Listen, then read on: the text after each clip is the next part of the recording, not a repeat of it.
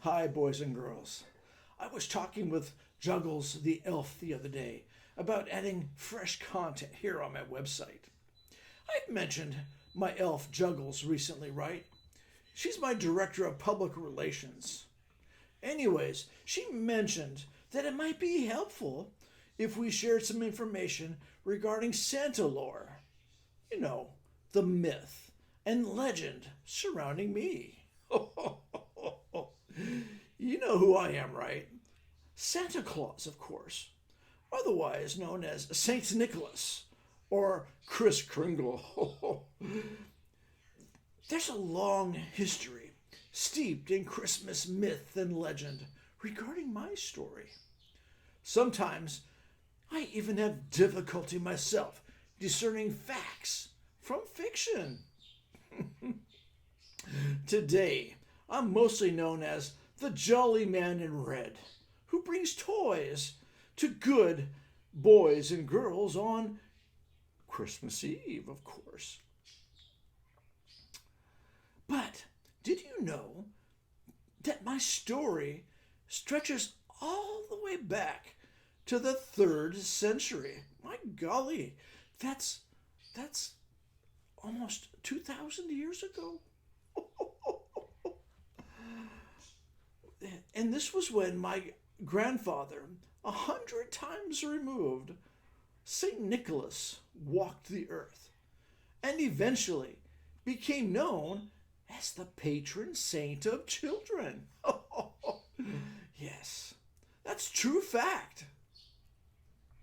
You can find out more about my history from the earliest origins to the shopping mall Santas of today and discover how two New Yorkers, Clement Moore and Thomas Nast, were major influences on how modern folk view me to this very day.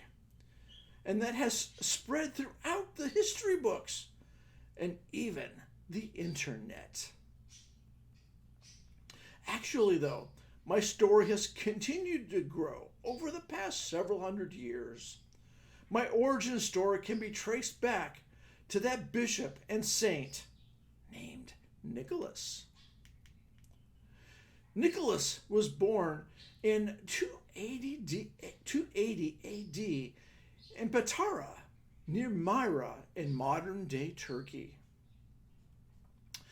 Nicholas was actually my great grandfather, 100 times removed, and much admired for his love of God and his kindness.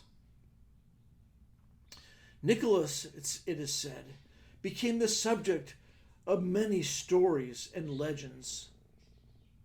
It is said that he gave away all of his inherited wealth and traveled to the countryside helping the poor and the sick.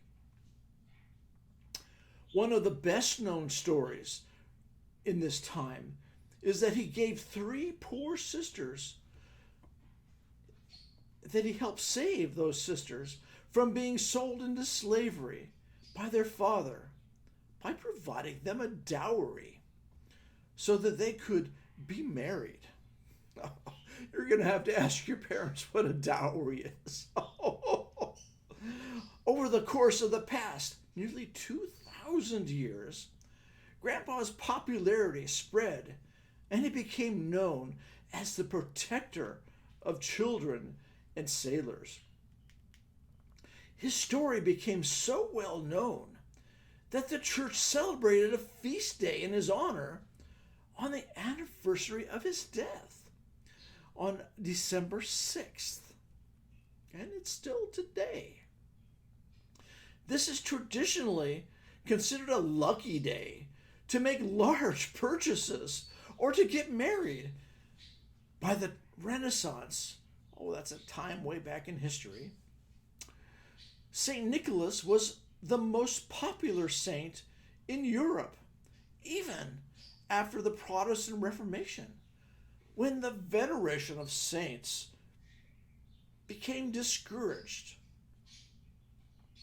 St. Nicholas, he maintained a positive reputation, especially in places like Holland.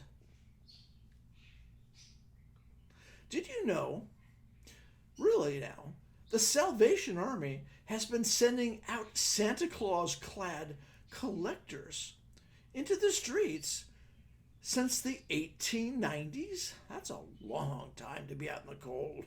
Oh, don't I know it? I actually made my first inroads into American popular culture towards the end of the 18th century in December 1873, and then in 1874 when a New York newspaper reported that a group of Dutch families had gathered in honor of the anniversary of my grandpa's death. My identity as Santa Claus evolved from my Dutch nickname. What was that? Do you know that? Sinterklaas. A shortened form of Sint Nicholas. The Dutch words for Saint Nicholas. Imagine that. In 1804, a guy named John Pintard, a member of the New York Historical Society, so high sounding,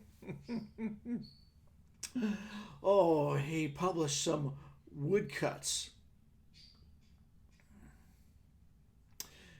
Woodcuts of me, St. Nicholas, at the Society's annual meeting. The backgrounds of these engravings contained now familiar images of me, Santa Claus, including stockings filled with toys and fruit hung over fireplaces. In 1809, Washington Irving helped popularize me in the Sinterklaas stories when he referred to St. Nicholas as the patron saint of New York. Who would figure, who would know that I played such a prominent role in New York City?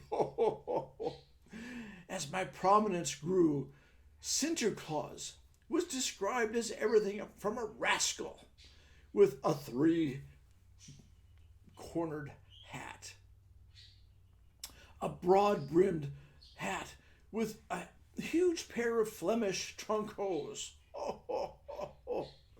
Throughout the years, gift giving was primarily centered around children. This has been an important part of the Christmas celebrations since the holiday's rejuvenation in the early 19th century, when stories began to advertise Christmas shopping in 1820. Boy, who knew that Black Friday was such a long entrenched history? By the 1840s, newspapers were creating separate sections for holiday advertisements, which often featured images of me as a newly popular Santa Claus. In 1841, then, thousands of children visited a Philadelphia store to see a life-size model of myself, a Santa Claus. It was only a matter of time before stories began to attract children and their parents with the lure of a live Santa Claus. In the early 1890s, as I mentioned before, the Salvation Army needed money to pay for free Christmas meals they provided to needy families.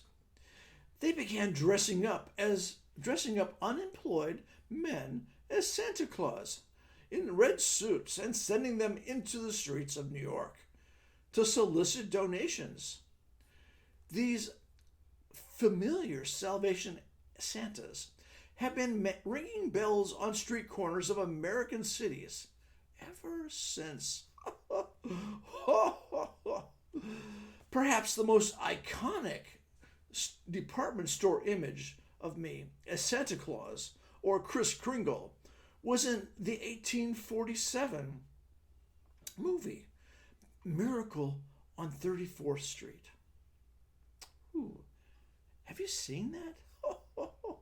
What a great movie. In this classic movie, a young Natalie Wood played a little girl who believes Kris Kringle was actually Santa Claus when he says he is real.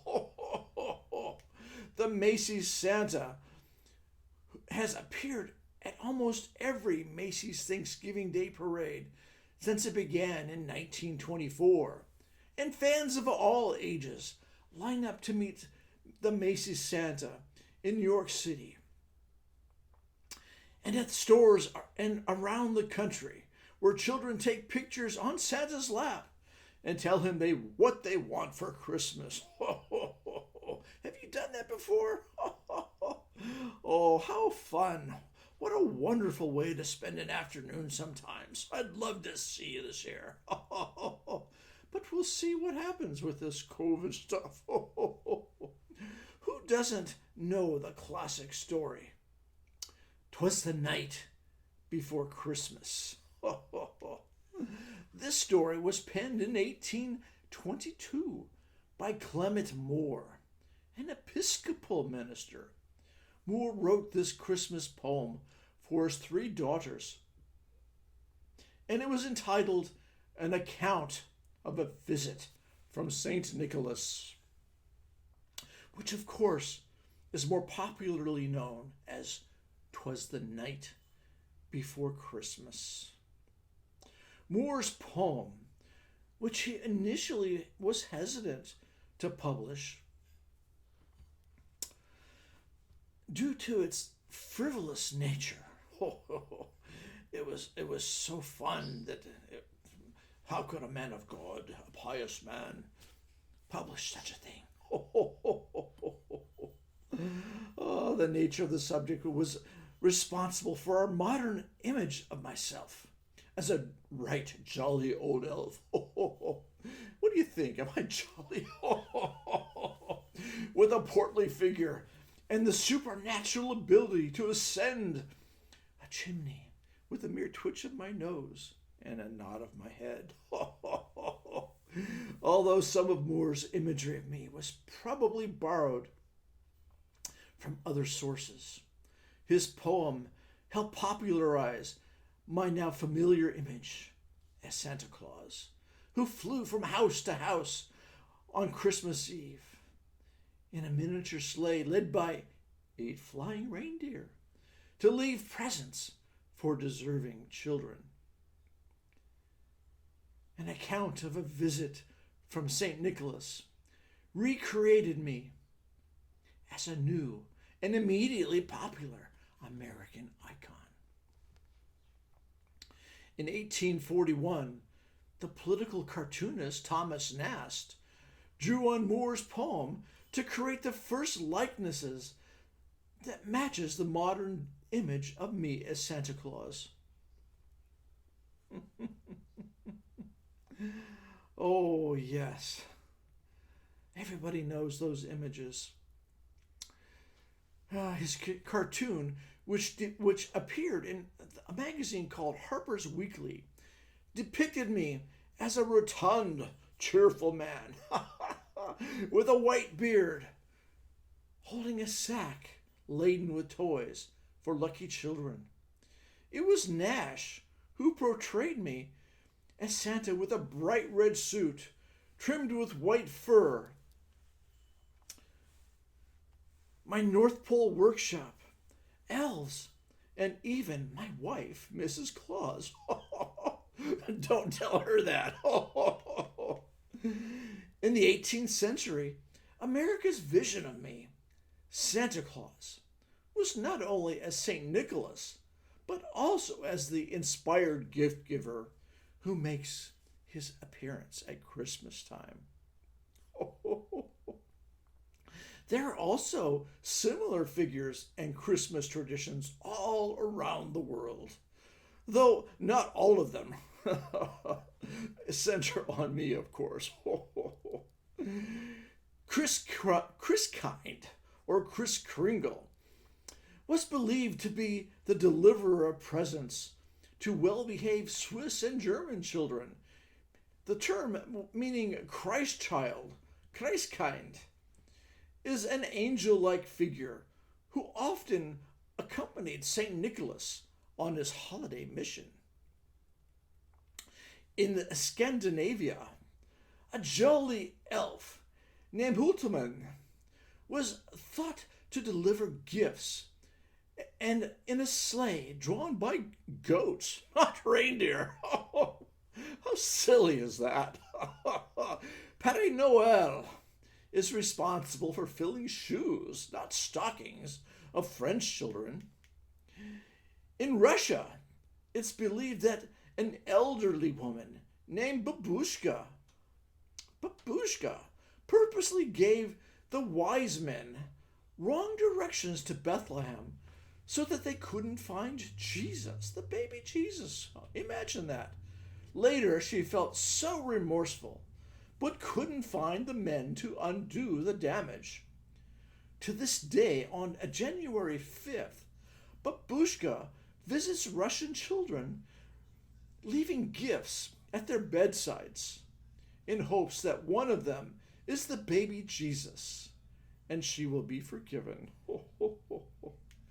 In Italy, a similar story exists about a woman called La Befana, a kindly witch who rides a broomstick down chimneys of Italian houses to deliver toys into the stockings of lucky children. Here in the United States, I'm still more often than not depicted as flying from house to home on Christmas Eve to deliver toys to children. In this imagery, oh yes, it's imagery. I'm flying in my magical sleigh, led by my reindeer, Dasher, Dancer, Vixen, Prancer, Comet, Cupid, Donner, Blitzen, and of course the most famous reindeer of all, Rudolph, of course. It's told that I enter each house through the chimney, which is why empty stockings are traditionally empty socks. Now dedicated stockings made for the occasion are hung by the chimney with care, in hopes that St. Nicholas, me, soon would be there. As Clement Moore wrote in his famous poem, stockings can be filled with candy canes, fruits, other treats, or small toys. I and my wife, Mrs. Claus, are said to call the North Pole, our home. And many children write letters to Santa to this very day and track Santa's progress all around the world on Christmas Eve.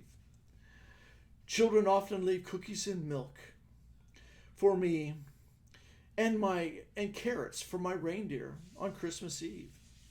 It's also a popular legend that I keep a naughty and nice list to determine who receives gifts on Christmas morning. And parents often invoke these lists as a way to ensure that their children are on their best behavior. These lists were immortalized in the 1934 Christmas song, Santa Claus is coming to town. He's making a list. He's checking it twice. Gonna find out who's naughty or nice. Santa Claus is coming to town. He sees you when you're sleeping. He knows when you're awake. He knows when you've been bad or good. So be good for goodness sakes. And who doesn't know the ninth reindeer? Rudolph, the most famous reindeer of all, who was born over 100 years ago after his 8 flying counterparts. The red-nosed reindeer was the creation of Robert L. May, a copywriter for Montgomery Ward department store. Did you know that? Wow. In 1939, May wrote a Christmas themed story to help bring holiday traffic into his store. Using a similar rhyme to Moore's "'Twas the Night Before Christmas," May told the story of a young reindeer who was teased by the other deer because of his huge glowing red nose. But when Christmas Eve turned foggy, and I worried that I wouldn't be able to deliver gifts that night, I called upon the former outcast and saved Christmas. He saved Christmas by leading the sleigh by the light of his red nose. Rudolph's message that's given the opportunity, a liability can be turned into an asset, and proved very, very popular. Montgomery Ward, the department store, sold almost 2.5 million copies of the story when it was reissued in 1946. The book sold over 3.5 million copies. Oh, poor me. No royalties there. Several years later, one of May's friends, Johnny Marks, wrote a short song based on Rudolph's story. It was 1949, and it was recorded by a popular country music singer named Gene Autry. And once again, it sold over 2 million copies. Since then, the story has been translated into 25 languages and been made into a television movie narrated by Burl Ives, which has been charming children and audience ever since 1964. Many of your parents weren't even born then. Fact or fiction, myth or legend, the bottom line is that in every way that matters, Santa Claus remains a reality in our time. You see, I am he. These days, I'm still in the present business, and you can still write me letters. My elves are continually active in the workshop, and I'm still checking my list and checking it twice. Are you naughty or nice? Do you remember what children on the naughty list receive? Well, it's cold, of course. Cold is like a rock, except that it burns. A long time ago, many families would burn coal in their stove to cook and keep their home warm during the winter months. Initially, giving coal was actually a reminder to naughty children to do something nice and helpful for others. Though I'm not sure this message is as clear these days. Thanks to modern technology, we can keep in touch. You can keep in touch with me on my website, SantaAZ.com, on YouTube, Instagram, and many other social media options. You can even send me an email. Keep on being nice and stay on the list. Merry Christmas.